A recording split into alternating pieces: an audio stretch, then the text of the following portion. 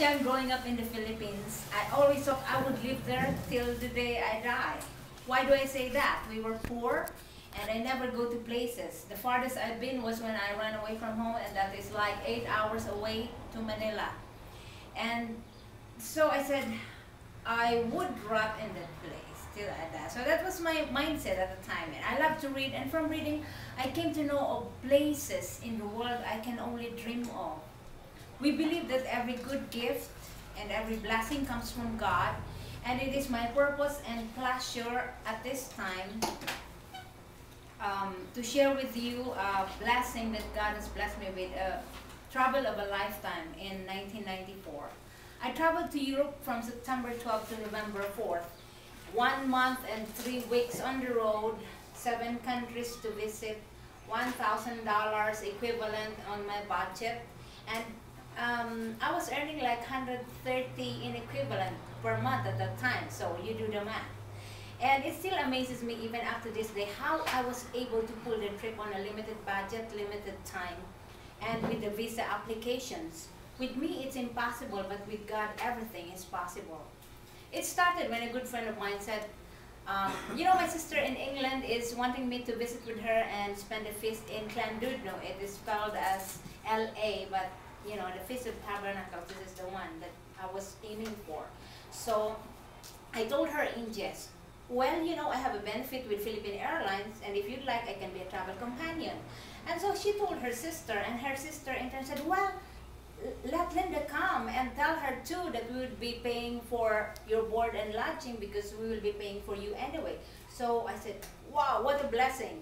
And so the next step was to hurdle visa application, and as you know, having a Philippine passport is a liability.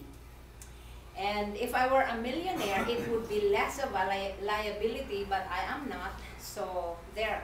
I went to, the consul would always ask for your bank account information, and for those who are hosting like me, I was invited. They would ask for all personal information from your host, which is very embarrassing. They would ask for their bank accounts, they would ask, of course, for the letters of invitation. And my friend in UK, my brother, and my host in Germany all did this for me. My UK visa was approved, and also my Belgium visa, which includes also the countries of Netherlands and Luxembourg at that time. And one visa for all European countries was not yet in place. So whatever country I'd like to visit, you have to apply one by one, and you have to pay all the application fees one by one as well. And at the time, Mr. Kiefer and I were emailing. Mr. Kiefer, by the way, is one of my former supervisor way back in the Philippines. And so I told him, Mr. Kiefer, I'm going to keep the feast in England, and I'm going to visit with my brother after the feast. And he said, well, you're near Germany. Come and visit, and I'll take care of you when you're here. I said, that was another, wow, thank you, Lord. How, you know, like I said, wow. And my sister said, it is not complete visit to Europe if you don't go to France. So I was, you know, all this in my mind. How can I, you know, my budget is this and my time is this, but anything, anyway, all things work for, with the help of my sister, we were able to, you know, put things together. And when I got my German visa, I saw in the building directory Swiss embassy, 3 floors up. So I said, why not take a shot? Anyway, Switzerland, I hear, is really a pretty country. I would like to go there. So without, you know, just by impulse, I went and applied. And then I was the one surprised when they gave me the visa. Now I have a problem because I have nobody I can stay with in Switzerland. And with,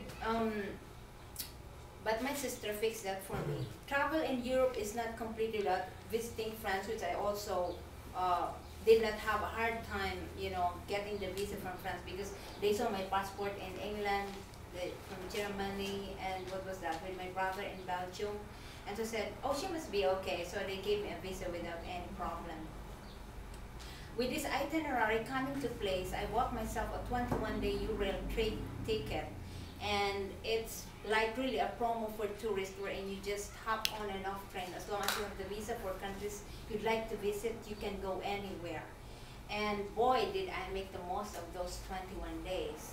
With all those 1 month and 3 weeks I was away, I was only stay home in Belgium for 1 day because my legs was aching. it was really sore. So that was the only day I stayed home. And visiting for Europe for me was really, it was very accessible, so I had no difficulty. But the thing is, during these times of year, you go to the feast, you can only thank God. Like, where did I come from, Lord? And I was, like in the province, I thought I would die there, never leave the country and all. And yet here, you brought me to these places I never dreamed of. And you can just thank God again and again, like soaring in the skies. Thank you, Lord, for letting me see the world. He said He wants to give us, He wants us to enjoy life. And then as long as we are faithful to Him, He makes us really taste, the goodness of the earth, the goodness of the world. And for that, I am very thankful for the trip, for that wonderful opportunity. It would not have been possible really without help from the above.